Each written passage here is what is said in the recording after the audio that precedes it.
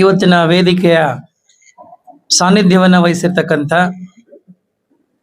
ಈ ಗ್ರಾಮದ ಗ್ರಾಮರತ್ನ ಪುರಸ್ಕೃತರು ಆಗಿರ್ತಕ್ಕಂಥ, ನನ್ನ ಪ್ರಕಾರ ಅವರು ಈಗಾಗಲೇ ಆಧ್ಯಾತ್ಮ ಗುರುಗಳು, ಹಾಗಾಗಿ ಅವರು ಆಧ್ಯಾತ್ಮ ರತ್ನರು ಆಗಿರೋದ್ರಿಂದ ಸನ್ಮಾನ್ಯ ಶ್ರೀ ಸುಬ್ಬಾರೆಡ್ಡಿ ಸ್ವಾಮಿ ಅವರಿಗೆ ಮತ್ತು ಈಗಾಗಲೇ ಅರಿವು ಯಾನ ಪತ್ರಿಕೆಯನ್ನು ಬಿಡುಗಡೆ ಮಾಡಿದಂಥ ಗೆಳೆಯರಾದಂಥ ಚೆನ್ನೇಗೌಡರಿಗೆ, ವೇದಿಕೆ ಮೇಲೆ ಇರ್ತಕ್ಕಂಥ ಎಲ್ಲ ಹಿರಿಯರನ್ನ ನಾನು ಸ್ಮರಿಸ್ಕೋತಾ ಇವತ್ತಿನ ಈ ಕಾರ್ಯಕ್ರಮದಲ್ಲಿ ಭಾಗವಹಿಸ್ತಾ ಇರ್ತಕ್ಕಂಥ ಅರಿವು ಭಾರತದ ಎಲ್ಲ ಹೃನ್ಮನಗಳಿಗೆ ನನ್ನ ಹೃತ್ಪೂರ್ವಕವಾದಂಥ ಧನ್ಯವಾದಗಳನ್ನ ಮತ್ತು ಕೃತಜ್ಞತೆಗಳನ್ನ ಹೇಳಲಿಕ್ಕೆ ಬಯಸ್ತೇನೆ.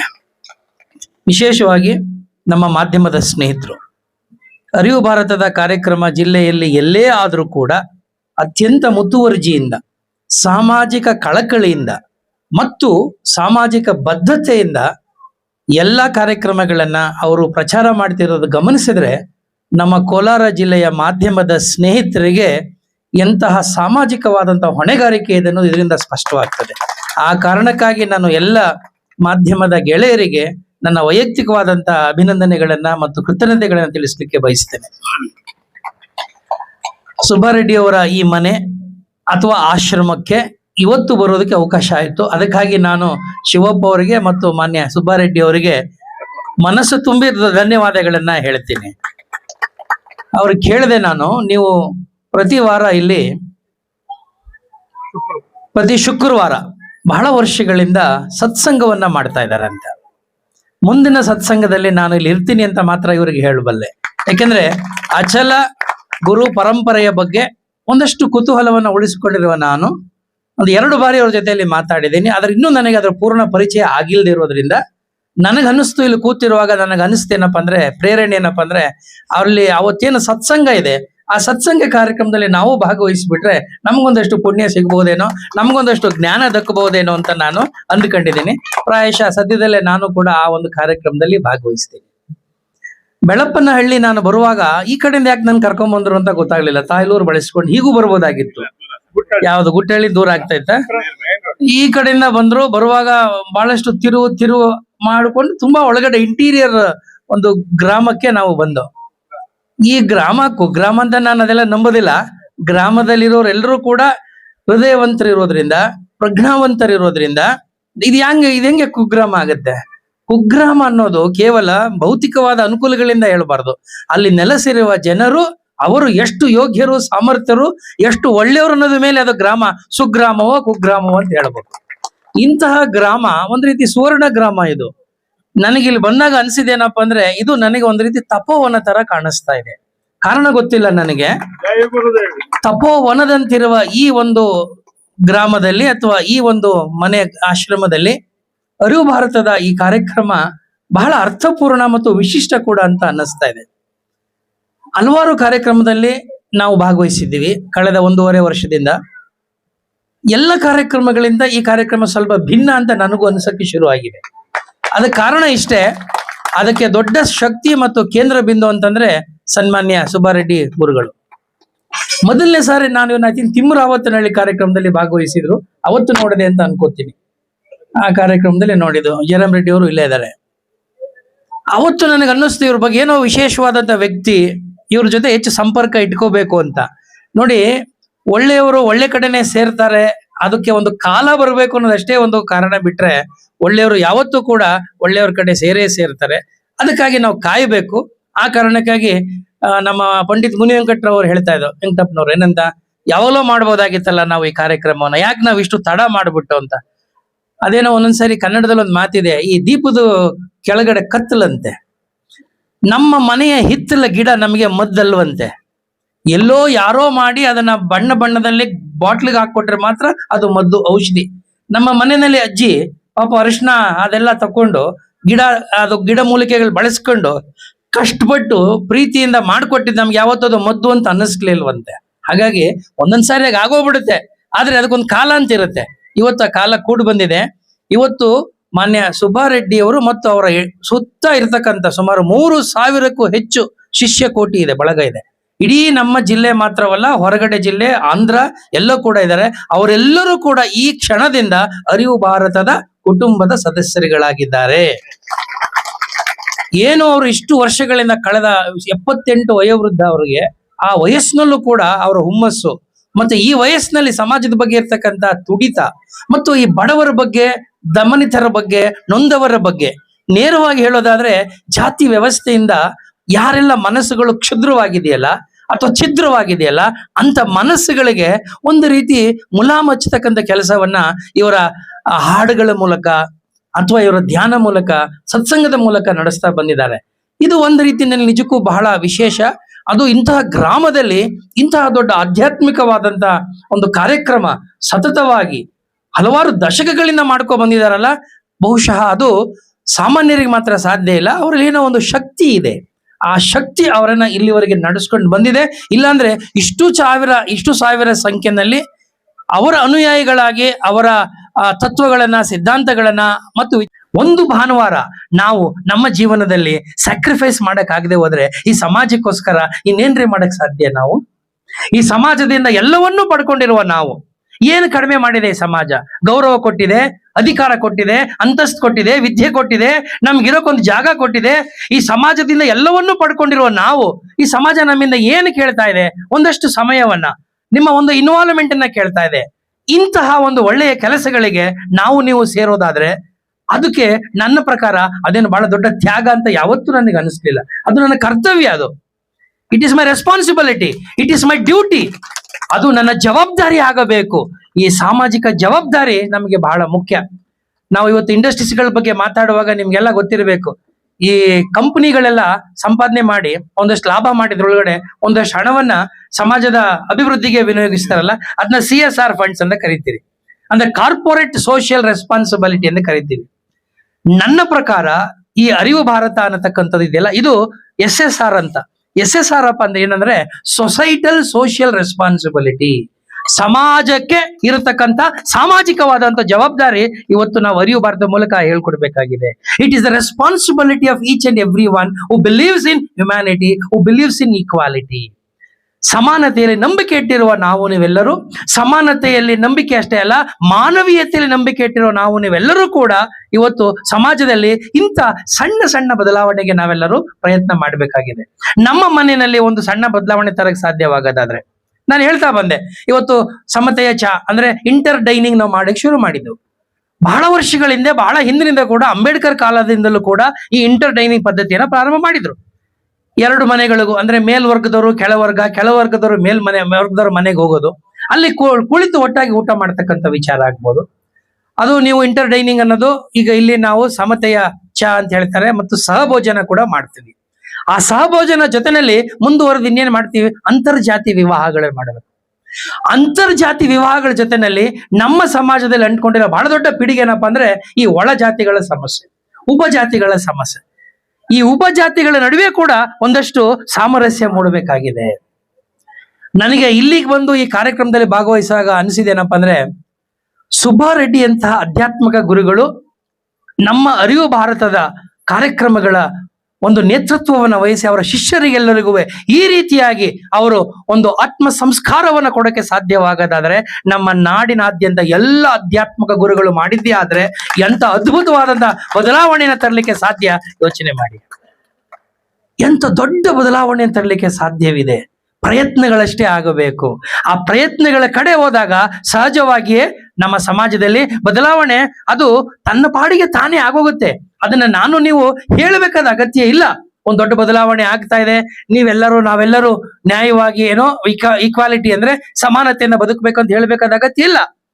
ಸುಬ್ಬಾರೆಡ್ಡಿ ಅಂತ ಅವರ ನಾಯಕತ್ವದಲ್ಲಿ, ಆಧ್ಯಾತ್ಮಿಕ ನಾಯಕತ್ವದಲ್ಲಿ ಅವರ ಶಿಷ್ಯವರ್ಗ ಮುಂದಿನ ದಿನಗಳಲ್ಲಿ ನನಗನ್ಸುತ್ತೆ ಅವರ ಬೋಧನೆ, ಅವರ ಸತ್ಸಂಗದಲ್ಲಿ ಬಹಳ ದೊಡ್ಡ ಮಟ್ಟದ ಒಂದು ಬದಲಾವಣೆ ಆಗತ್ತೆ ಅಂತ ಬದಲಾವಣೆಯನ್ನ ನಾನು ನಿರೀಕ್ಷೆ ಮಾಡ್ತೀನಿ. ಮುಂದಿನ ನಿಮ್ಮ ಸತ್ಸಂಗ ಕಾರ್ಯಕ್ರಮದಲ್ಲೂ ಕೂಡ ನಾನು ಭಾಗವಹಿಸುವ ಅವಕಾಶವನ್ನ ನೀವು ನಮಗೆ ಮಾಡಿಕೊಡ್ಬೇಕು ಅನ್ನೋ ಮಾತನ್ನ ಹೇಳ್ತಾ, ಇವತ್ತಿನ ಕಾರ್ಯಕ್ರಮದಲ್ಲಿ ತಾವೆಲ್ಲರೂ ಭಾಗವಹಿಸಿದ್ದೀರಿ, ಬಹಳ ಸಂತೋಷ. ಇವತ್ತು ನಮ್ಮ ಕೋಲಾರದ ಗಡಿನ ದಾಟಿ ಹೊರಗಡೆ ಕೂಡ ಇದು ಹೋಗ್ತಾ ಇರೋದ್ರಿಂದ ಮಂಡ್ಯದ ವಿಚಾರ ಕೂಡ ಅವ್ರು ಹೇಳಿದ್ರು, ನಮ್ಮ ಚೆನ್ನಪ್ಪ ಮಂಡ್ಯದವರಲ್ಲ, ಅಲ್ಲೂ ಕೂಡ ಹಾಗೆ ಬಹಳಷ್ಟು ಕಾರ್ಯಕ್ರಮಗಳು ಎಲ್ಲ ಕಡೆ ಆಗ್ತಾ ಇದೆ. ಎಲ್ಲಿದ್ದು ನಮ್ಮ ಸಮಸ್ಯೆ ಏನಪ್ಪಾ ಅಂದ್ರೆ, ನಾನು ಎಲ್ಲಿ ಶುರು ಮಾಡಬೇಕು, ಹೆಂಗ್ ಶುರು ಮಾಡಬೇಕು ಅಂತ. ನಮ್ಮಲ್ಲಿ ಇನ್ನೂ ಕೂಡ ಹಿಂಜರಿಕೆ ಇದೆ. ಆ ಹಿಂಜರಿಕೆ ಮತ್ತು ಕೀಳರಿಮೆ ಇದೆಯಲ್ಲ, ಆಮೇಲೆ ಯಾಕಪ್ಪ ನಮಗೆ ಉಸಾಬರಿ ಅನ್ನುವ ಆಲೋಚನೆ ಇದೆಯಲ್ಲ, ಅದು ನಮ್ಮನ್ನ ಸ್ವಲ್ಪ ಹಿಂದೆಳಿತಾ ಇದೆ. ಒಂದ್ ಸ್ವಲ್ಪ ಮೈ ಚಳಿ ಬಿಟ್ಟು ಸಮಾಜದ ಬಗ್ಗೆ ಯೋಚನೆ ಮಾಡಕ್ ಶುರು ಮಾಡೋಣ. ನನ್ನ ಹೆಂಡತಿ ನನ್ನ ಮಕ್ಕಳ ಬಗ್ಗೆನೇ ನಾನು ಇಷ್ಟು ವರ್ಷ ಮಾತಾಡಿದಾಯ್ತು.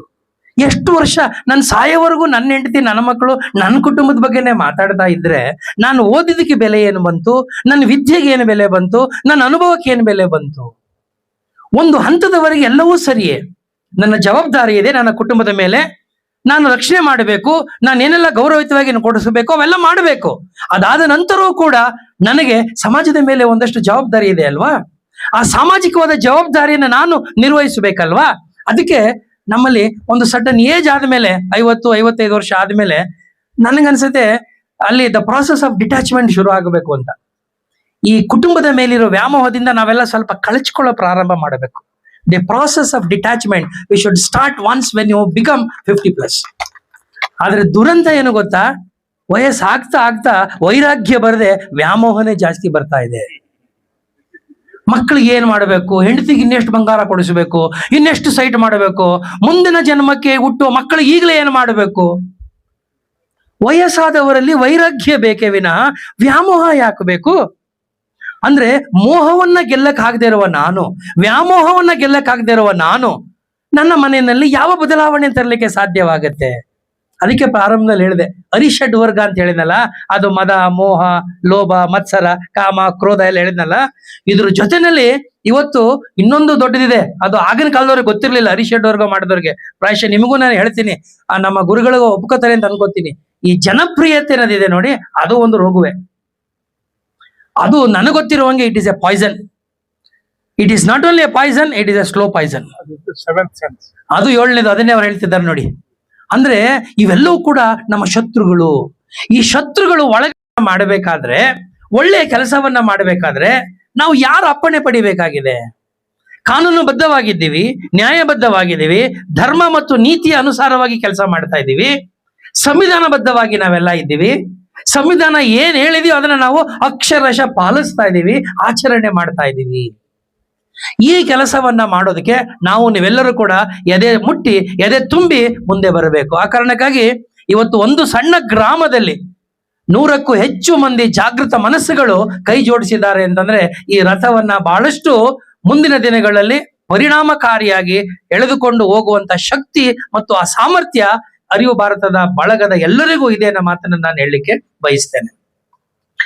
ಸಾಮಾನ್ಯವಾಗಿ ಜಾತಿಯ ವಿರುದ್ಧವಾದ ಮಾತುಗಳು, ಸಮಾಜದಲ್ಲಿ ಸಮಾನತೆಯನ್ನ ಕಟ್ಟಬೇಕು ಅನ್ನೋ ಮಾತುಗಳು ಬಂದಾಗ ಅನೇಕರು ಇದ್ರ ಬಗ್ಗೆ ಕೊಂಕು ಮಾತುಗಳಾಡೋದು ನಿಜ.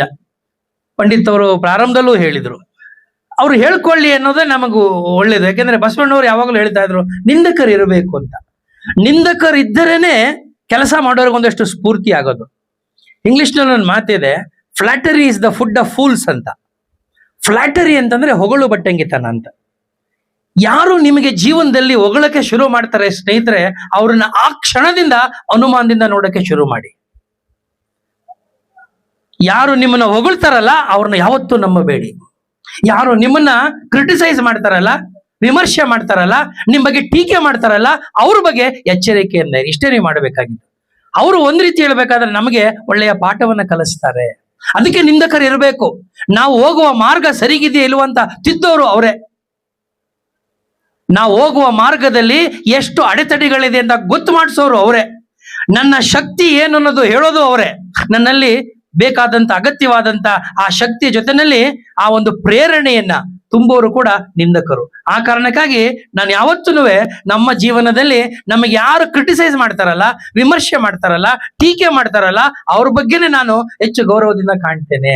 ಯಾಕೆಂದ್ರೆ ಇವತ್ತು ಏನಾದ್ರೂ ನಾವು ಒಂದು ಸಾಧನೆ ಮಾಡಿದ್ರೆ ಅದು ಅವರಿಂದ ವಿನ ನಮ್ಮ ಮುಂದೆ ಕೂತ್ಕೊಂಡು 4 ಜನ ನೀನು ಇಂದ್ರ ಚಂದ್ರ ಚೆನ್ನಾಗಿದ್ಯಾ, ಬುದ್ಧಿವಂತ, ಒಳ್ಳೆಯವನು, ಶ್ರೀಮಂತ, ಒಳ್ಳೆ ಬಟ್ಟೆ ಹಾಕಿದ್ಯಾ, ನೋಡೋಕ್ ಚೆನ್ನಾಗಿದ್ಯಾ, ನಿನ್ ಹೇರ್ ಸ್ಟೈಲ್ ಚೆನ್ನಾಗಿದೆ, ನಿನ್ನ ಬಟ್ಟೆ ಚೆನ್ನಾಗಿದೆ, ಇವರೆಲ್ಲರೂ ಬರೀ ನಿಮ್ಮನ್ನ ತಪ್ಪು ದಾರಿಗೆ ಎಳಿತಾರೆ.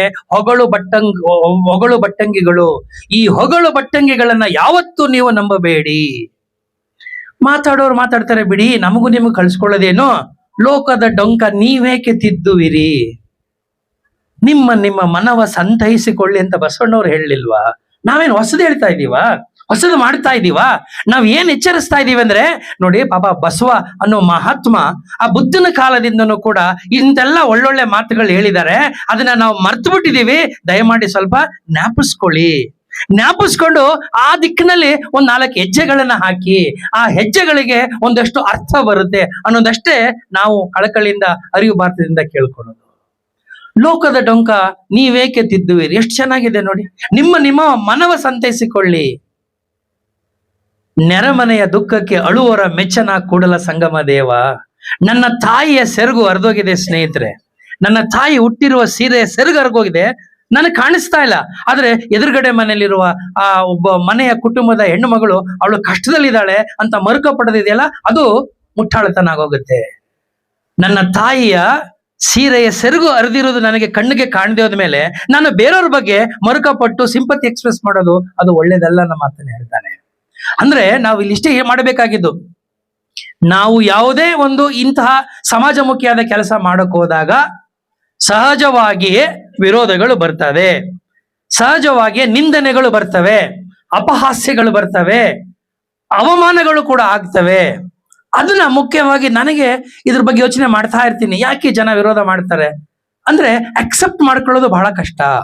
ಯಾವ್ದಾದ್ರು ಒಂದು ಒಳ್ಳೆಯ ವಿಚಾರ ಬಂದಾಗ, ಹೊಸ ವಿಚಾರ ಬಂದಾಗ, ಈ ಸಮಾಜ ಇಷ್ಟೊಂದು ವರ್ಷಗಳಿಂದ ಈ ಸಮಾಜ ಇದ್ರೂ ಕೂಡ, ಈ ದೇಶದ ಸಂಸ್ಕೃತಿ ಇದ್ರೂ ಕೂಡ ಜನ ಯಾತಕ್ಕೆ ಅದನ್ನ ಅಷ್ಟು ಸುಲಭವಾಗಿ ಒಪ್ಪಿಕೊಳ್ಳೋದಿಲ್ಲ, ಅಷ್ಟು ಸುಲಭವಾಗಿ ಅಕ್ಸೆಪ್ಟ್ ಮಾಡೋದಿಲ್ಲ? ಅದಕ್ಕೆ ಕಾರಣ ಇದೆ. ಅಕ್ಸೆಪ್ಟ್ ಮಾಡದೆ ಹೋದ್ರೆ ಏನ್ ಮಾಡ್ತಾರೆ ಅಂದ್ರೆ 2 ಕೆಲಸ ಮಾಡ್ತಾರೆ. 2 ಕೆಲಸ ನನಗೆ ಗೊತ್ತಿರಂಗೆ ಮಾಡೋದು 2 ಕೆಲಸ, ಅದು ಬಿಟ್ಟು ಇನ್ನೇನು ಮಾಡಲ್ಲ. ಒಂದು, ನಿಮ್ಮನ್ನ ಮಾನಸಿಕವಾಗಿ ಕುಗ್ಗಿಸ್ತಾರೆ. ಮಾನಸಿಕವಾಗಿ ಕುಗ್ಸೋದು ಬಿಟ್ಟು ಅವ್ರ ಕೈ ಇನ್ನೇನು ಮಾಡಕ್ಕೆ ಸಾಧ್ಯವಿಲ್ಲ. ಈ ಯುದ್ಧಗಳು ಆಗುವಾಗ ಕೂಡ ನಿಮಗೆ ಗೊತ್ತಿರಬೇಕು, ಸಾಮಾನ್ಯವಾಗಿ ಮೊದಲು ಯುದ್ಧಗಳಾಗೋದು ಎಲ್ಲಪ್ಪ ಅಂದ್ರೆ ಬ್ಯಾಟಲ್ ಫೀಲ್ಡ್ ಅಲ್ಲಿ ಅಲ್ವಂತೆ. The battles are first fought in the human minds ಅಂತೆ. ಯುದ್ಧ ಫಸ್ಟ್ ಪ್ರಾರಂಭ ಆಗೋದು ಎಲ್ಲಿ ಅಂದ್ರೆ ರಣರಂಗದಲ್ಲ, ರಣಭೂಮಿಲಲ್ಲ.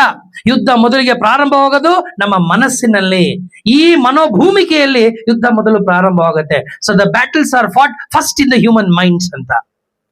ಆ ಬ್ಯಾಟಲ್ಸ್ ಗಳನ್ನ ಮಾಡುವಾಗ ಮೊದಲು ಯೋಚನೆ ಮಾಡೋದು ಏನ್ ಗೊತ್ತಾ? ಯುದ್ಧ ಮಾಡುವಾಗ ನನ್ನ ಶತ್ರುವನ್ನ ಮಾನಸಿಕವಾಗಿ ನಾನು ಕುಗ್ಗಿಸೋದು ಹೇಗೆ? It is A psychological war. How can I defeat my enemies psychologically? ಮಾನಸಿಕವಾಗಿ ನನ್ನ ಶತ್ರುವನ್ನ ನಾನು ಕುಗ್ಗಿಸಿ ಬಿಟ್ರೆ 50% of the war is one. ಇನ್ನು ಫಿಸಿಕಲ್ ವಾರ್ನ ನೀವು ಯಾರು ಬೇಕಾದ್ರೆ ಮಾಡ್ಕೋಬಹುದು. ಇವತ್ತಿನ ಕಾಲದಲ್ಲಿ ನಡೀತಾ ಇರತಕ್ಕಂಥದ್ದು ಇದೆ. ನಿಮ್ಮನ್ನ ಮಾನಸಿಕವಾಗಿ ಕುಗ್ಗಿಸಿ ನಿಮ್ಮನ್ನ ಕಾಲು ಎಳೆದು ಬಿಟ್ರೆ ನೀವು ನಿಮ್ಮ ಅರಿವು ಭಾರತದ ಯಾನವನ್ನ ನಿಲ್ಲಿಸ್ಬಿಡ್ತೀರಿ. ಅಥವಾ ಇದು ಯಾತಕ್ಕೆ ಬೇಕು ಅನ್ನತಕ್ಕಂಥ ವಿಚಾರಗಳು ಬರ್ತದೆ. ಇದ್ರ ಜೊತೆನಲ್ಲಿ ಇನ್ನೊಂದು ನಾನು ಅನ್ಕೊಂಡಿದ್ದೇನಪ್ಪ ಅಂದ್ರೆ, ಬಹಳ ಸುಲಭವಾಗಿ ಕ್ಯಾರೆಕ್ಟರ್ ಅಸಾಸಿನೇಷನ್ ಮಾಡ್ತಾರೆ, ಬಿಟ್ಟು ಇನ್ನೇನು ಮಾಡಕ್ ಸಾಧ್ಯವಿಲ್ಲ. ಅದು 2 ಬಿಟ್ಟು ಇನ್ನು ಯಾವುದೇ ರೀತಿಯಲ್ಲೂ ಕೂಡ ನಮ್ಮ ಈ ಒಂದು ಸಮಾಜಮುಖಿಯಾದಂತ ಕೆಲಸಗಳು, ಇದು ಇತಿಹಾಸದ ಉದ್ದಕ್ಕೂ ನೋಡ್ಕೊಂಡ್ ಬಂದ್ಬಿಡಿ ನೀವು. ಎಲ್ಲಾ ಧರ್ಮದಲ್ಲಿಯೂ ಕೂಡ, ಎಲ್ಲಾ ಕಾಲಘಟ್ಟದಲ್ಲಿಯೂ ಕೂಡ ಸಾಂಸ್ಕೃತಿಕವಾಗಿ ನೀವು ಇತಿಹಾಸವನ್ನ ಗಮನಿಸಿದಾಗ, ಸಾಮಾಜಿಕವಾದ ಇತಿಹಾಸವನ್ನ ಗಮನಿಸಿದಾಗ ಇವೆಲ್ಲವೂ ಕೂಡ ನಮಗೆ ಅದು ಅಚ್ಚುಕಟ್ಟಾಗಿ ನಮಗೆ ಗೋಚರವಾಗ್ತದೆ. ಸೊ ಇವತ್ತಿನ ಪರಿಸ್ಥಿತಿನಲ್ಲಿ ನಾವು ನೀವು ಮಾಡಬೇಕಾಗಿದೆ ಏನಾಗದ್ರೆ, ಅರಿವು ಭಾರತದ ಜೊತೆನಲ್ಲಿ ನಾವೆಲ್ಲ ಇದ್ದೀವಿ ಅನ್ನೋದು ಪ್ರೂವ್ ಮಾಡಬೇಕಂದ್ರೆ, ನೀವು ವಾಪಸ್ಸು ನಿಮ್ಮ ಹಳ್ಳಿಗಳಿಗೆ ಹೋದಾಗ, ವಾಪಸ್ಸು ನಿಮ್ಮ ಗ್ರಾಮಗಳಿಗೆ ಹೋದಾಗ ಅಲ್ಲಿ ಈ ಒಂದು ಸಣ್ಣ ಸಂಚಲವನ್ನ ನೀವು ಮೂಡಿಸುವ ಕೆಲಸವನ್ನ ಮಾಡಬೇಕು. ಅವ್ರು ಹೇಳ್ತಾ ಇದ್ರು, ಹಿಂದೆ 10 ವರ್ಷದ 12 ವರ್ಷದ ಕೆಳಗಡೆ ಇದು ನಮ್ಮ ಮುಳುಬಾಗಿಲಿನಲ್ಲಿ ಮೊಟ್ಟ ಮೊದಲ ಅರಿವು ಭಾರತ ಕಾರ್ಯಕ್ರಮ ಶುರು ಮಾಡಿದ್ರು. ಈಗ ನಮ್ಮ ಮುಂದೆ ಇರೋ ಪ್ರಶ್ನೆ ಏನಂದ್ರೆ, ಅವತ್ತು ಶುರು ಮಾಡಿದಂತ ಒಂದು ಮನೆ ಮಾತ್ರ ದಲಿತರಿಗೆ ಪ್ರವೇಶವನ್ನ ಅವಕಾಶ ಮಾಡಿಕೊಟ್ಟಿದೆ. ಉಳಿದ ಮನೆಗಳು ಯಾತಕ್ಕೆ ಇಡೀ ಗ್ರಾಮದಲ್ಲಿ ಆಗ್ಲಿಲ್ಲ ಅನ್ನುವಂತ ಆತ್ಮಾವಲೋಕನ ನಾವೆಲ್ಲ ಮಾಡ್ಕೋಬೇಕು. ಆಗ ಮಾತ್ರ ನಾವು ಆಡುವ ಮಾತಿಗೆ ಒಂದಷ್ಟು ಅರ್ಥ ಬರ್ತದೆ, ಸಾರ್ಥಕವಾಗಿರ್ತದೆ. ಇಲ್ಲದವ್ರು ಏನಾಗುತ್ತೆ, ವೇದಿಕೆಯಲ್ಲಿ 4 ಮಾತಾಡಬೇಕು, 40 ಜನ ಮೆಚ್ತಾರೆ, 400 ಜನ ಇನ್ನೊಂದು 400 ಜನ ಅದನ್ನ ಬೆಂಬಲಿಸಬಹುದು. ಅದು ಬಿಟ್ಟು ಇನ್ನೇನಾಗ್ತಾ ಇದೆ? ಮ್ಯಾಕ್ರೋ ಲೆವೆಲ್ ಮತ್ತು ಮೈಕ್ರೋ ಲೆವೆಲ್ ಅಂತ ನಾನು ಯಾವಾಗ್ಲೂ ಹೇಳ್ತಾ ಇರ್ತೀನಿ.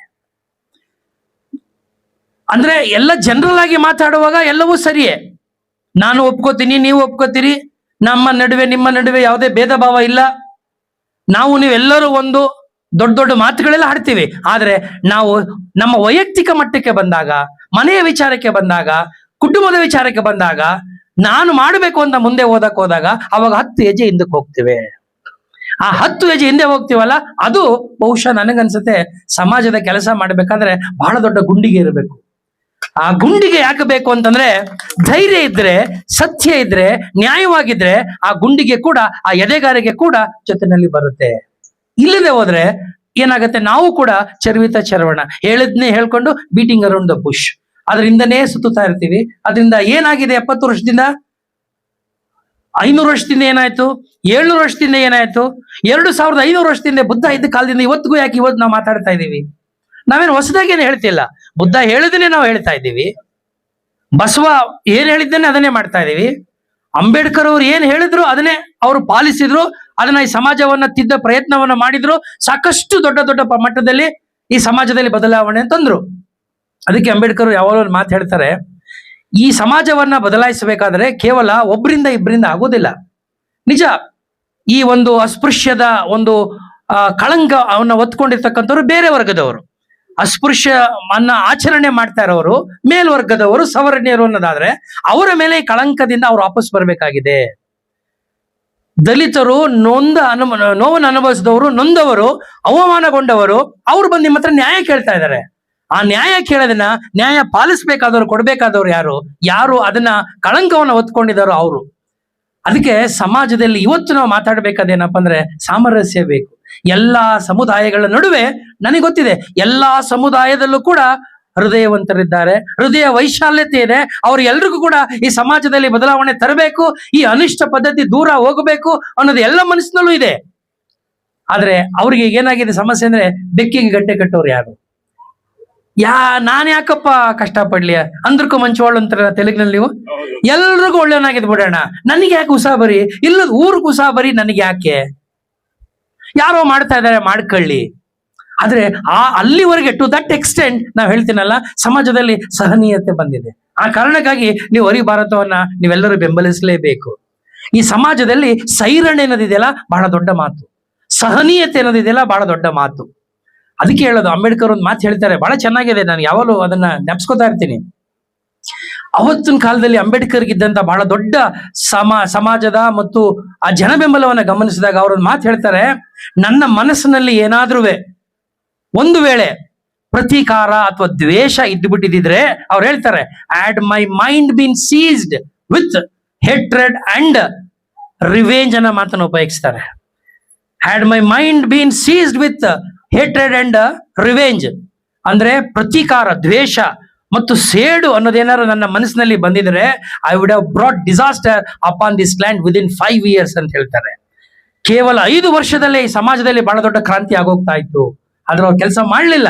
ಅವ್ರ ನಂಬಿಕೆ ಇಟ್ಟಿದ್ದೇನೆಂದ್ರೆ, ಸಮಾಜದಲ್ಲಿ ಬದಲಾವಣೆ ಆಗಬೇಕು, ಸುಧಾರಣೆ ಆಗಬೇಕು, ಪ್ರೀತಿಯಿಂದ ಎಲ್ಲರಲ್ಲಿಯೂ ಆ ಒಂದು ಬದಲಾವಣೆ ತರುವಂತ ಕೆಲಸ ಆಗಬೇಕು. ಅಂತಹ ಒಂದು ಬದಲಾವಣೆಯ ಕಡೆಗೆ ನಮ್ಮ ಈ ಅರಿವು ಭಾರತ ಪ್ರಯತ್ನವನ್ನ ಮಾಡ್ತಾ ಇದೆ. ಈ ಪ್ರಯತ್ನದ ಫಲವಾಗಿ ನೋಡಿ, ಇವತ್ತು ನಾವು ನಮ್ಮ ಸುಬ್ಬಾರೆಡ್ಡಿ ಅವರ ಆಶ್ರಮದಲ್ಲಿ ಇಂಥ ಸುಂದರವಾದಂತ, ಅರ್ಥಪೂರ್ಣವಾದಂತ ಈ ಕಾರ್ಯಕ್ರಮವನ್ನು ಮಾಡಲಿಕ್ಕೆ ಸಾಧ್ಯವಾಗಿದೆ. ಅವರು ಭರತನಾಟ್ಯದಲ್ಲೇ ಆ ಕಾರಣಕ್ಕಾಗಿ ನನಗನ್ಸುತ್ತೆ, ನೀವು ವಾಪಸ್ಸು ನಿಮ್ಮ ಊರುಗಳಿಗೆ ಹೋದಾಗ, ಇವತ್ತು ಅಚಲ ಗುರು ಪರಂಪರೆಯ ಅನುಯಾಯಿಗಳು, ಶಿಷ್ಯರು, ಆ ದೊಡ್ಡ ಶಿಷ್ಯಕೋಟಿ ಇವತ್ತು ಬಹಳ ದೊಡ್ಡ ಶಕ್ತಿಯಾಗಿ ಪರಿಗಣಿಸಬೇಕು. ಆ ಶಕ್ತಿ ಮತ್ತಷ್ಟು ದೊಡ್ಡ ಹೆಮ್ಮರವಾಗಿ ನಮ್ಮ ನಾಡಿನಾದ್ಯಂತ ತಾವು ಎಲ್ಲೆಲ್ಲ ಇದ್ದಿರಲ್ಲೆಲ್ಲ ಈ ಸಮಾನತೆಯ, ಪ್ರೀತಿಯ ಮತ್ತು ಸಾಮರಸ್ಯದ ಆ ಒಂದು ಏನು ಅದನ್ನ ನೀವೇನ್ ಕರಿತೀರಿ, ಅದನ್ನ ಫ್ರಾಗ್ರೆನ್ಸ್ ಅಂತ ಕರಿತೀರಲ್ಲ, ಆ ಪರಿಮಳವನ್ನ ಎಲ್ಲಾ ಕಡೆ ಹರಡಿಸುವಂತ ಕೆಲಸವನ್ನ ನೀವು ಮಾಡಬೇಕು. ಹೆಜ್ಜೆ ಹೆಜ್ಜೆಗೂ ನಾವು ಇದನ್ನ ಮಾಡಬೇಕು. ನಮ್ಮ ಮನೆಯಲ್ಲಿ ಏನಾದ್ರೂ ಅನ್ಯಾಯ ಆದಾಗ ಅಷ್ಟು ಸುಲಭವಾಗಿ ಬಿಟ್ಬಿಡ್ತೀವ ನಾವು? ನಮ್ಮ ಮನೆಯಲ್ಲೇ ಯಾರಿಗಾದ್ರೂ ಅನ್ಯಾಯ ಆದ್ರೂ ಕೂಡ ನಾವು ಸಹಜವಾಗಿ ಪ್ರಶ್ನೆ ಮಾಡ್ತೇವೆ. ಆದ್ರೆ ಸಮಾಜದ ಪ್ರಶ್ನೆ ಬಂದಾಗ ನಾವೇನ್ ಮಾಡ್ತೀವಿ, ಅದು ನಂಗೆ ಸಂಬಂಧಪಟ್ಟಿದಲ್ಲ, ನಿನಗೆ ಸಂಬಂಧಪಟ್ಟಿದಲ್ಲ ಅಂತೇಳಿ ನಾವು ಬೆನ್ನು ತೋರಿಸೋ ಕೆಲಸವನ್ನ ಮಾಡ್ತೇವೆ.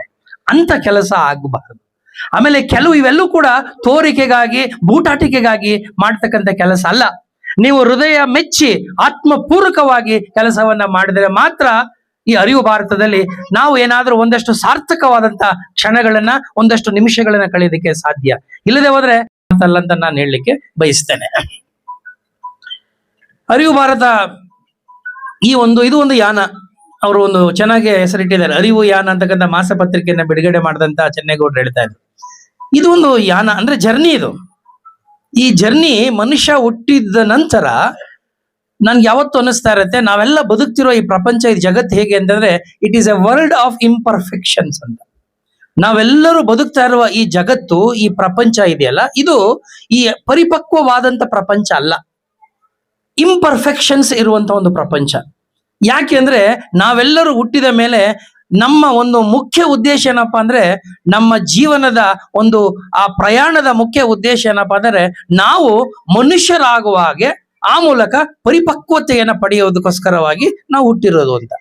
ಆ ಪರಿಪಕ್ವತೆಯ ಯಾನ ಅಥವಾ ಜರ್ನಿ, ಆ ಪ್ರಯಾಣ ಮುಂದುವರಿಸ್ತಕ್ಕಂಥ ಕೆಲಸಕ್ಕೆ ಇಲ್ಲಿ ನಮ್ಮ ಏನು ಸದ್ಗುರು ಅವರು ನಡೆಸ್ತಾ ಇದ್ದಾರೆ ಆ ಕಾರ್ಯಕ್ರಮ, ಮತ್ತು ಅರಿವು ಭಾರತ ಕೂಡ ಅದರ ಜೊತೆಲಿಗೆ ಕೈ ಸೇರಿದೆ. ಆ ಕಾರಣಕ್ಕಾಗಿ ನನಗೆ ಇದು ಬಹಳ ವಿಭಿನ್ನ ಅಂತ ಅನ್ನಿಸ್ಲಿಕ್ಕೆ ಪ್ರಾರಂಭ ಆಯ್ತು. So it is A journey towards perfection. ನಾವೆಲ್ಲ ಹುಟ್ಟುತ್ತಾನೆ ಹೇಳ್ತಾರೆ ಕುವೆಂಪು ಅವರು ಅಲ್ವಾ, ಮನುಷ್ಯ ಹುಟ್ಟುವಾಗ ವಿಶ್ವಮಾನವನೇ, ಆದ್ರೆ ಬೆಳೆಯುವಾಗ ಅವನು ಬೆಳೀತಾ ಬೆಳೀತಾ ಬೆಳೀತಾ ಅವನಲ್ಲಿ ಸಣ್ಣತನಗಳನ್ನ ರೂಢಿಸ್ಕೋತಾನೆ, ಸಂಕುಚಿತನಾಗ್ತಾನೆ. ವಿಕಸಿತವಾಗಬೇಕಾದಂತ ಮನುಷ್ಯ ಸಂಕುಚಿತನಾಗ್ತಾನೆ. ಯಾತಕ್ಕೆ ಸಂಕುಚಿತನಾಗ್ತಾನೆ? ಕಾರಣ ಅವನಲ್ಲಿ ಇರ್ತಕ್ಕಂಥ ಅರಿಷಡ್ ವರ್ಗಗಳು. ಈ ಅರಿಷಡ್ ವರ್ಗಗಳ ಮೇಲೆ ಯಾರಿಗೆ ನಿಯಂತ್ರಣ ಇರೋದಿಲ್ವೋ ಅಂಥವರು ಸಹಜವಾಗಿಯೇ ಮತ್ತಷ್ಟು ಮತ್ತಷ್ಟು ಮತ್ತಷ್ಟು ಕುಬ್ಜರಾಗಿ ಹೋಗ್ತಾರೆ ವಿನ ಅವರು ಯಾವತ್ತೂ ಕೂಡ ವಿಕಸಿತರಾಗಿ ಅವರ ಮನಸ್ಸು ಮತ್ತು ಅವರ ಆಚಾರಗಳು ವಿಚಾರಗಳು 4 ಜನ ಮೆಚ್ಚುವ ರೀತಿಯಲ್ಲಿ ಆಗ್ಲಿಕ್ಕೆ ಸಾಧ್ಯವಿಲ್ಲ.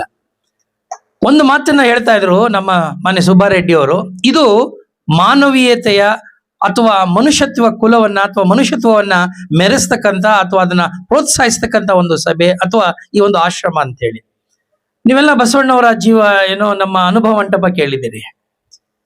ಮೈಸೂರಿನಲ್ಲಿ ನಾವೆಲ್ಲ ಓದ್ಬೇಕಾದ್ರೆ, ನಾವು ಒಂದಷ್ಟು ಕೆಲಸ ಮಾಡಬೇಕಾದ್ರೆ ಮೈಸೂರಿನಲ್ಲಿ ಒಂದು ಪೀಠ ಮಾಡಿದ್ರು. ನಮ್ಮ ರಾಮದಾಸ್ ಅಂತ ಕನ್ನಡದ ಮೇಷ್ಟ್ರಿದ್ರು, ಬಹುಶಃ ಅನೇಕರಿಗೆ ಗೊತ್ತಿದೆ, ಬಹಳ ದೊಡ್ಡ ಥಿಂಕರ್ ಅವರು. ಅವರು ಮಾನವ ಪೀಠ ಅನ್ನತಕ್ಕಂಥ ಒಂದು ಪೀಠವನ್ನ ಶುರು ಮಾಡಿದ್ರು. ಅಲ್ಲಿ ಆ ಮಾನವ ಪೀಠದ ಅಡಿನಲ್ಲಿ ಒಂದಷ್ಟು ಈ ರೀತಿ ಸಮಾಜಮುಖಿಯಾದಂತ ಕೆಲಸ. ನಾನು ಕ್ರಾಂತಿ ಅನ್ನೋದ್ರ ಬಗ್ಗೆ ನಾನು ಹೇಳೋದಿಲ್ಲ, ಇದು ಯಾವುದು ಕ್ರಾಂತಿ ಅಂತ ನನಗೆ ಅನ್ಸೋದಿಲ್ಲ. ನೀವು ಸಹಜವಾಗಿ ಮಾಡಬೇಕಾಗಿರ್ತಕ್ಕಂಥ ಜವಾಬ್ದಾರಿಯುತವಾದ ಕೆಲಸಗಳು. ಹಾಗಾಗಿ ಇದನ್ನ ಬಹುಶಃ ನಾವು ಸಮಾಜಮುಖಿ ಕೆಲಸ ಅಂತ ಕರೆಯೋಣ. ಸಮಾಜಮುಖಿಯಾದಂಥ ಕೆಲಸವನ್ನ ನಾವು ಮಾಡ್ತಾ ಇದೀವಲ್ವ, ಅದನ್ನ ಮಾನವ ಮಂಟಪ ಅನ್ನುವಂಥ ವೇದಿಕೆ ಅಡಿನಲ್ಲಿ ಈ ರೀತಿ ಸಮಾಜಮುಖಿಯಾದಂಥ ಕಾರ್ಯಕ್ರಮಗಳನ್ನ ನಡೆಸೋರು. ಇಲ್ಲೂ ಕೂಡ ಒಂದು ಮಂಟಪ ಇದೆಯಲ್ಲ, ಇದು ಕೂಡ ಒಂದು ರೀತಿ ಮಾನವ ಮಂಟಪವೇ. ಈ ಮಾನವ ಮಂಟಪದ ಅಡಿಲಿರುವ ನಾವೆಲ್ಲರೂ ಕೂಡ ಮನುಷ್ಯತ್ವದ ಬಗ್ಗೆ ಪಾಠನ ಕೇಳಿದ್ದೇವೆ, ಪಾಠವನ್ನ ನಾವು ಪಾಲಿಸಬೇಕು, ಅದೇ ರೀತಿ ಅನುಸರಿಸಬೇಕು ಅನ್ನೋದೇ ಈ ಒಂದು ಅರಿವು ಯಾನ ಅಥವಾ ಅರಿವು ಭಾರತದ ಬಹಳ ಪ್ರಮುಖವಾದಂತ ಉದ್ದೇಶ. ನಿಮಗೆಲ್ಲ ಅನ್ನಿಸಬಹುದು, ಏನು ಈ ವರ್ಷದಲ್ಲೂ ಇಷ್ಟು ವರ್ಷಗಳಾದ್ರೂ ಕೂಡ ನಾವು ಇನ್ನೂ ಕೂಡ ಜಾತಿ ಬಗ್ಗೆ ಮಾತಾಡ್ತಾ ಇದೀವಲ್ಲ, ಅಸಮಾನತೆ ಬಗ್ಗೆ ಮಾತಾಡ್ತಾ ಇದೀವಲ್ಲ, ಅಸ್ಪೃಶ್ಯತೆ ಹೋಗಲಾಡಿಸುವ ಬಗ್ಗೆ ಮಾತಾಡ್ತಾ ಇದೀವಲ್ಲ ಅಂತ. ನಿಜ, ಇದು ವಿರೋಧಾಭಾಸ. ನಮ್ಮ ಬದುಕೇ ಒಂದು ರೀತಿ ವಿರೋಧಾಭಾಸ. ನಾವು ಹೇಳೋದೇ ಒಂದು, ನಾವು ನಡ್ಕೋತಿರೋದೇ ಒಂದು. ಆ ಕಾರಣಕ್ಕಾಗಿ ನಮ್ಮ ನಡೆ ಮತ್ತು ನುಡಿ ಕನ್ನಡದಲ್ಲಿ ಬಹಳ ಚೆನ್ನಾಗಿದೆ. ನಮ್ಮ ನುಡಿ ಹೇಗಿದೆ ಅಂದ್ರೆ ಪುರಾತನದಂತೆ, ನುಡಿ ಪುರಾತನದು, ನಡೆ ಕಿರಾತನದಂತೆ. ನಮ್ಮ ನಡೆ ಹೆಂಗಿದೆ ಅಂದ್ರೆ ಕಿರಾತ ಅಂದ್ರೆ ರಾಕ್ಷಸರ ಪ್ರವೃತ್ತಿ ನಮ್ಮದು ಅಂತ. ನುಡಿ ಮಾತ್ರ ಚಂದವಾದ ಮುತ್ತಿನಂತ ಮಾತುಗಳನ್ನ ಉದುರಿಸ್ತೀವಿ, ಅದರೊಳಗಡೆ ಭಾರತೀಯರು ಏನು ಕಡಿಮೆ ಏನಿಲ್ಲ. ಹೆಜ್ಜೆಗೆಜ್ಜೆಗೆ ನಾವು ಅಂತ ಅದ್ಭುತವಾದ ಮಾತುಗಳನ್ನ ಆಡ್ತೇವೆ. ಆದ್ರೆ ಅದನ್ನ ಆಚರಣೆಗೆ ತರಬೇಕು ಅಂತಂದಾಗ, ಮನುಷ್ಯನ ಜೊತೆ ಬದುಕಬೇಕು ಅಂತ ವಿಚಾರ ಬಂದಾಗ ಅಲ್ಲಿ ಜಾತಿ, ಸಂಪ್ರದಾಯ, ಆಚಾರ, ನಮ್ಮ ಮನೆ, ಹಿರಿತನ, ಅಂತಸ್ತು ಇವೆಲ್ಲವೂ ಕೂಡ ಅಡ್ಡ ಬಂದ್ಬಿಡ್ತದೆ. ಇದುವರೆಗೆ ಇಲ್ದೇ ಇರೋ ಇವೆಲ್ಲವೂ ಕೂಡ ಆ ಸಂದರ್ಭಕ್ಕೆ ಯಾಕೆ ಬರುತ್ತೆ ಅಂತ ಯೋಚನೆ ಮಾಡಬೇಕು.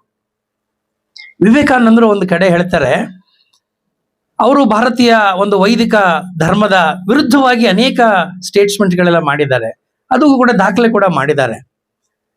ಹೆಂಗೆ ಈ ಒಂದು ನಮ್ಮ ಭಾರತೀಯ ಸಂಸ್ಕೃತಿನಲ್ಲಿ ಮತ್ತು ಈ ವೈದಿಕ ಧರ್ಮದ ಆಚರಣೆಯಲ್ಲಿರ್ತಕ್ಕಂಥ ಲೋಪಗಳೇನು, ಉಳುಕುಗಳೇನು ಅನ್ನೋದ್ರ ಬಗ್ಗೆ ಹೇಳ್ತಾರೆ. Our religion is getting it to kitchen ಅನ್ನೋ ಮಾತನ್ನ ಹೇಳ್ತಾನೆ. ನಮ್ಮ ಧರ್ಮ ಅಡುಗೆ ಮನೆಯನ್ನ, ಅಡುಗೆ ಕೋಣೆಯನ್ನ ಸೇರ್ಬಿಡ್ತಾ ಇದೆ. ವಿ ಆರ್ ನೈದರ್, ಅವ್ರು ಎಷ್ಟು ಚೆನ್ನಾಗಿ ಹೇಳ್ತಾರೆ ನೋಡಿ, ನಾವು ವೇದಾಂತಿಗಳು ಅಲ್ಲ, ಪುರಾಣಿಕ್ಗಳು ಅಲ್ಲ, ತಂತ್ರಿಕ್ಸು ಅಲ್ಲ. ವಿ ಆರ್ ನೈದರ್ ವೇದಾಂತಿಸ್ಟ್ ನಾರ್ ಪುರಾಣಿಕ್ಸ್ ನಾರ್ ತಂತ್ರಿಕ್ಸ್. ಹಾಗಾದ್ರೆ ನಾವು ಯಾರು ಭಾರತೀಯರು? ವಿ ಆರ್ ಜಸ್ಟ್ ಡೋಂಟ್ ಟಚಿಸ್ಟ್ ಅನ್ನೋ ಮಾತನ್ನ ಹೇಳ್ತಾರೆ. ಎಷ್ಟು ಚೆನ್ನಾಗಿ ಹೇಳ್ತಾರೆ ನೋಡಿ. ನಾವು ಯಾರು ಭಾರತೀಯರು ಅಂದ್ರೆ ನಾವು ವೇದಾಂತಿಗಳು ಅಲ್ಲ, ಪುರಾಣದಲ್ಲಿ ನಂಬಿಕೆ ಇಟ್ಟಿರೋ ಜನವೂ ಅಲ್ಲ, ತಾಂತ್ರಿಕರು ಅಲ್ಲ, ಮತ್ತೆ ಇನ್ಯಾರು ನಾವು ಅಂದ್ರೆ ನಾವು ವಿ ಆರ್ ಜಸ್ಟ್ ಡೋಂಟ್ ಟಚಿಸ್ಟ್ ಅಂತ, ನಮ್ಮನ್ನ ಮುಟ್ಟಿಸ್ಕೋಬೇಡಿ ಅನ್ನೋರು ಅಷ್ಟೇ ಅಂತೆ ನಾವು. ಈ ದೇಶದ ಚರಿತ್ರೆ ಸಂಸ್ಕೃತಿಯನ್ನು ಗಮನಿಸಿದಾಗ ವಿವೇಕಾನಂದರ ಈ ಮಾತುಗಳು ಇವತ್ತಿಗೂ ಕೂಡ ಎಷ್ಟು ಪ್ರಸ್ತುತ ಅನ್ನೋದು ಅರ್ಥ ಆಗುತ್ತೆ. ಯಾಕೆ ನಾನು ನಿಮ್ಮನ್ನ ಮುಟ್ಟಿಸ್ಕೋಬಾರ್ದು? Are we simply just don't touchist? ಅದಕ್ಕೆ ಅವ್ರು ಹೇಳ್ತಾರೆ, ಇದು ಹೀಗೆ ಮುಂದುವರೆದ್ರೆ ನಮ್ಮ ದೇವರು ಎಲ್ಲಿದೆಯಪ್ಪ ಅಂದ್ರೆ our god is in the kitchen cooking pot ಅಂತಾರೆ. Where is your god? Our god is in the cooking pot.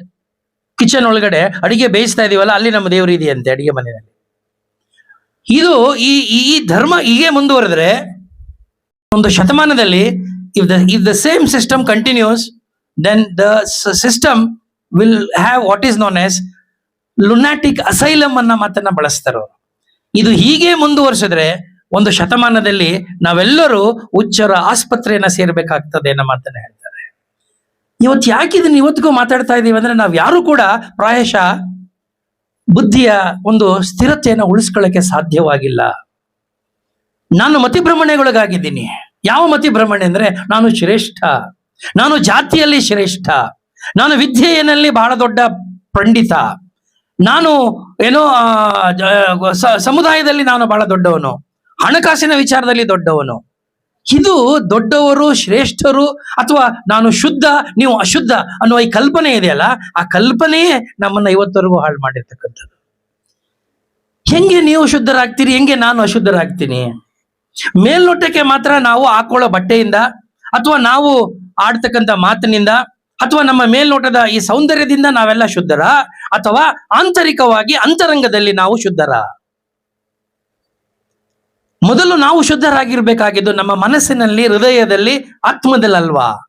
ನಮ್ಮ ಮನಸ್ಸು, ಹೃದಯ, ಆತ್ಮ ಶುದ್ಧವಾಗಿಲ್ಲ ಅಂದ ಮೇಲೆ ನಾವು ಮಾಡಿದೆಲ್ಲವೂ ಕೂಡ ಒಳೆನಲ್ಲಿ ಹುಣಸೆ ಹಣ್ಣು ತೇದಾಗಲ್ವಾ? ಎಲ್ಲವೂ ವ್ಯರ್ಥವೇ. ಈ ವ್ಯರ್ಥ ಆಗ್ತಾ ಇರೋದನ್ನ ಅರ್ಥ ಮಾಡ್ಕೊಳಕ್ಕಾಗ್ದಿರೋ ನಾವು ನೀವು ಈ ಮತಿಭ್ರಮಣೆಗೆ ಒಳಗಾಗಿದ್ದೇವೆ. ಅದನ್ನ ವ್ಯಸನ ಅಂತ ಕರೀತಾರೆ, ಅಡಿಕ್ಷನ್ ಅಂತ ಕರೀತಾರೆ. ಶ್ರೇಷ್ಠತೆಯ ವ್ಯಸನ. ನಾನು ಉತ್ತಮ, ಅತ್ಯುತ್ತಮ, ನೀವು ಮಾತ್ರ ಉತ್ತಮರಲ್ಲ. ಯಾರು ಹೇಳಿದ್ದು? ಅದಕ್ಕೆ ಮಾನದಂಡ ಏನು? ಯಾವ ಮಾನದಂಡದ ಆಧಾರದ ಮೇಲೆ ನಾನು ಶ್ರೇಷ್ಠನಾಗಿದ್ದೇನೆ? ಯಾವ ಮಾನದಂಡದ ಆಧಾರದ ಮೇಲೆ ನೀವೆಲ್ಲರೂ ಕನಿಷ್ಠರಾಗಿದ್ದೀರಿ? ಇದು ವೈಯಕ್ತಿಕವಾಗಿ ಅಥವಾ ಸ್ವಾರ್ಥ ದೃಷ್ಟಿಯಿಂದ ನಾನು ಮಾಡಿಕೊಂಡಿರ್ತಕ್ಕಂಥ ಒಂದು ವ್ಯವಸ್ಥೆ. ಈ ವ್ಯವಸ್ಥೆನೆ ನಿಮ್ಮನ್ನ ಮನುಷ್ಯರ ನಡುವೆ ಈ ಕಂದಕವನ್ನ ನಿರ್ಮಾಣ ಮಾಡ್ತಾ ಇರೋದು, ಆ ಗೋಡೆಯನ್ನ ಕಟ್ತಾ ಇರೋದು. ಆ ಗೋಡೆಯನ್ನ ಭೇದಿಸಿ, ಆ ಗೋಡೆಯನ್ನ ಒಡೆದು ಮುಂದೆ ಹೋಗಿ ನೀವು ಅಲ್ಲಿ ಮತ್ತೊಂದು ಗೋಡೆಯನ್ನು ನಿರ್ಮಾಣ ಮಾಡಬೇಕು. ಅದು ಪ್ರೀತಿಯ, ನಂಬಿಕೆಯ ಗೋಡೆ ಆಗಿರಬೇಕು. ಇವತ್ತು ಆ ಪ್ರೀತಿಯ, ನಂಬಿಕೆಯ ಗೋಡೆ ಇಲ್ಲದೆ ಇರೋದ್ರಿಂದಾನೇ ಸಮಾಜದಲ್ಲಿ ಇವತ್ತಿಗೂ ಕೂಡ ಅಸಮಾನತೆ ಇದೆ. ಅದಕ್ಕಿಂತ ಹೆಚ್ಚಾಗಿ ಅಲ್ಲಿ ಸಂಶಯ ಇದೆ, ನಂಬಿಕೆ ಇಲ್ಲ. ಮನುಷ್ಯರಲ್ಲಿ ಒಬ್ಬರ ನಡುವೆ ಅಲ್ಲಿ ಎಲ್ಲೋ ಒಂದು ಕಡೆ ನಿಮ್ಮನ್ನ ನಾನು ನಂಬಬಹುದಾ ಅನ್ನುವ ಆ ಶಂಕೆ ಇದೆಯಲ್ಲ, ಆ ಶಂಕೆ ಬಹಳ ದೊಡ್ಡ ಕೆಲಸ ಮಾಡ್ತಾ ಇದೆ. ನಾನು ಕಳೆದ ಸಾರಿ ಮಾತಾಡ್ತಾ ನಿಮ್ಗೆ ಹೇಳ್ತಾ ಇದ್ದೆ, ಕಳೆದ ವಾರ ನಾವು ಕ್ಯಾಸಂಬಳ್ಳಿಲಿ ಮಾತಾಡ್ತಾ, ಈ ಜಾತಿ ಅನ್ನೋದು ಹೆಂಗಾಗೋಗಿದೆ ಇವತ್ತು, it has become a psychological problem ಅಂತ ನಮ್ಮ ಎಲ್ರಿಗೂ ಗೊತ್ತು. ಈ ನೇರವಾಗಿ ನಮ್ಮ ಎದುರುಗಡೆ ಶತ್ರು ಬಂದ್ರೆ ನಾವು ಯುದ್ಧ ಮಾಡಬಹುದು. ಶತ್ರು ಯಾರು, ಅವನ ಶಕ್ತಿ ಏನು, ಸಾಮರ್ಥ್ಯ ಏನು ಅಂತ ಗೊತ್ತಾಗುತ್ತೆ. ಅದಕ್ಕೆ ತಕ್ಕನಾಗಿ ನಾನು ಪ್ರತಿಯಾದಂತ ತಂತ್ರಗಳನ್ನ ಹೂಡಬಹುದು, ಅವನ ವಿರುದ್ಧವಾಗಿ ನಾನು ಯುದ್ಧವನ್ನ ಮಾಡಬಹುದು. ಅಂದ್ರೆ ನಂಗೆ ಶತ್ರು ಕಾಣ್ತಾ ಇದ್ದಾನೆ, ಆ ಶತ್ರುವಿನ ಶಕ್ತಿ ಗೊತ್ತಿದೆ, ಸಾಮರ್ಥ್ಯ ಗೊತ್ತಿದೆ. ಆ ಕಾರಣಕ್ಕಾಗಿ ನಾನು ಆ ಶತ್ರುವನ್ನ ಹಿಮ್ಮೆಟ್ಟಿಸೋದಕ್ಕೆ ನಾನೇನೆಲ್ಲ ಪ್ರಯತ್ನಗಳು ಮಾಡಬಹುದು ಅನ್ನೋದು ನನಗೆ ಗೊತ್ತಾಗತ್ತೆ. ಆದ್ರೆ ಈ ಜಾತಿ ಅನ್ನೋದು ಇವತ್ತಿದೆಯಲ್ಲ, ಈ ಆಧುನಿಕ ಕಾಲದ ಈ ಜಾತಿ ಅನ್ನೋದು ನಮಗೆ ಕಣ್ಣಿಗೆ ಕಾಣಿಸ್ತಾ ಇಲ್ಲ. ಅದನ್ನೇ ನಾನು ಲಾಸ್ಟ್ ಟೈಮ್ ಹೇಳಿದೆ, it is an invisible enemy. It is an invisible enemy. ನಮ್ಮ ಕಣ್ಣಿಗೆ ಕಾಣದಿರುವ ಈ ಶತ್ರುವನ್ನ ಎದುರಿಸೋದಕ್ಕೆ ನಾವು ಒಂದಷ್ಟು ವಿಚಾರವನ್ನ, ನಾವು ಅಷ್ಟು ಹೃದಯವನ್ನ, ವೈಶಾಲ್ಯತೆಯನ್ನ ಬೆಳೆಸ್ಕೋಬೇಕಾಗಿದೆ. ಸಮಾಜದಲ್ಲಿರ್ತಕ್ಕಂಥ ಸಮಾಜದ ಎಲ್ಲ ಸಮುದಾಯಗಳ ಜನರ ವಿಶ್ವಾಸವನ್ನು ನಾವು ಆ ಕಾರಣಕ್ಕಾಗಿ ಪಡಿಬೇಕಾಗಿದೆ. ಯಾರೋ ಒಬ್ಬರಿಗೋಸ್ಕರ ಯಾರೋ ಯಾವುದೋ ಕಾಲದಲ್ಲಿ ಸ್ವಾರ್ಥಕ್ಕಾಗಿ ತಮ್ಮ ಪಟ್ಟಭದ್ರ ಹಿತಾಸಕ್ತಿಗಾಗಿ ಮಾಡಿಕೊಂಡಂತ ಈ ವ್ಯವಸ್ಥೆ ನಮ್ಗೆಲ್ರಿಗೂ ಗಮನಕ್ಕೆ ಬಂದಿದೆ. ಇದು ಸರಿಯಲ್ಲ, ಇದು ಕಾನೂನು ವಿರೋಧಿಯಾದದ್ದು, ಇದು ಮನುಷ್ಯ ವಿರೋಧಿಯಾದದ್ದು, ಇದು ಸಂವಿಧಾನ ವಿರೋಧಿಯಾದ ಧೋರಣೆ ಅಂತ ಗೊತ್ತಾದ ಮೇಲೂ ಕೂಡ ನಾವು ಅದನ್ನ ಆಚರಣೆ ಮಾಡೋದು, ಇದು ಕೂಡ ಆತ್ಮಸಾಕ್ಷಿ ವಿರೋಧಿ ಅಲ್ವಾ, ಮನಸಾಕ್ಷಿ ವಿರುದ್ಧವಾದದಲ್ವಾ? ಆ ಕಾರಣಕ್ಕಾಗಿನೇ ಈ ನಮ್ಮ ಅರಿವು ಭಾರತದ ಯಾನ ಇದು ಆತ್ಮಸಾಕ್ಷಿ ಅಭಿಯಾನ ಆಗಬೇಕು. ಇದು ಮನಸ್ಸಾಕ್ಷಿಯನ್ನ ಎಚ್ಚರಿಸತಕ್ಕಂತ ಅಭಿಯಾನ ಆಗಬೇಕು. ಇವತ್ತು ಈ ಬೆಳಪನ ಹಳ್ಳಿ ಗ್ರಾಮದಲ್ಲಿ 700 ಜನಗಳ ಜನಸಂಖ್ಯೆ ಇದೆ ಅಂತ ನಮ್ಮ ಸುಬ್ಬಾರೆಡ್ಡಿ ಅವರು ಹೇಳ್ತಾ ಇದ್ದಾರೆ. ಕೇಳಿದೆ, ಈ ಹಳ್ಳಿನಲ್ಲಿ ಎಷ್ಟು ಜನ ಜನಸಂಖ್ಯೆ ಇದ್ದಾರೆ ಅಂತ. 700 ಜನ ಇದೆ ಅಂತ ಹೇಳಿದ್ರು.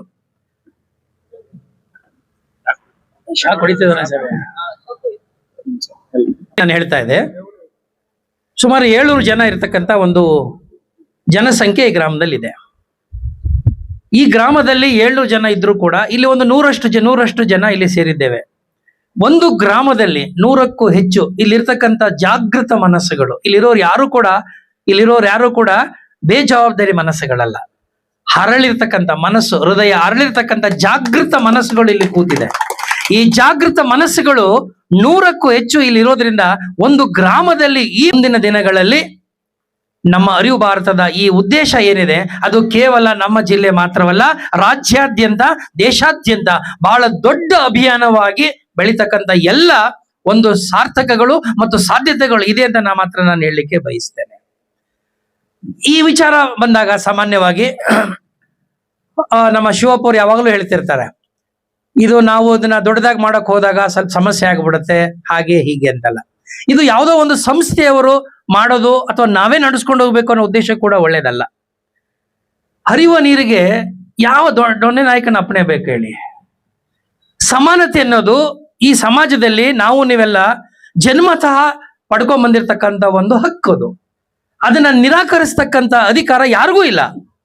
ಅದನ್ನ ನಿರಾಕರಿಸ್ತಕ್ಕಂತ ಶಕ್ತಿಗಳು ಯಾವುದೇ ಇದ್ರೂ ಕೂಡ ಈ ಹರಿಯುವ ನೀರಿನ ವಿರುದ್ಧವಾಗಿ ಅವರು ಹೋರಾಟ ಮಾಡಬೇಕೇ ವಿನ ಹರಿಯುವ ನೀರಿಗೆ ಅಡಚಣೆ ಆಗಬಾರದು. ಆ ಕಾರಣಕ್ಕಾಗಿ ನಾವು ಹೇಳ್ತಾ ಇದ್ದೀವಿ, ಈ ಹರಿಯುವ ನೀರಿನ ಹರಿಯೋದಕ್ಕೆ ಬಿಟ್ಬಿಡೋಣ. ಈ ಕಾರಣ ನಮ್ಮ ಜಿಲ್ಲೆ ಮಾತ್ರವಲ್ಲ, ರಾಜ್ಯದ ವಿವಿಧ ಕಡೆಗಳಲ್ಲೂ ಕೂಡ ಅರಿವು ಭಾರತದ ಬಗ್ಗೆ ಸಾಕಷ್ಟು ಪ್ರಜ್ಞೆ ಮೂಡ್ತಾ ಇದೆ, ಜಾಗೃತಿ ಮೂಡ್ತಾ ಇದೆ, ಎಚ್ಚರ ಬರ್ತಾ ಇದೆ. ಆ ಕಾರಣಕ್ಕಾಗಿ ಅವ್ರಿಗೆ ಅನ್ಸಕ್ ಶುರು ಆಗುತ್ತೆ, ಹೌದಲ್ವಾ, ನಾವು ಮಾಡ್ತಿರೋ ಕೆಲಸ ಕೂಡ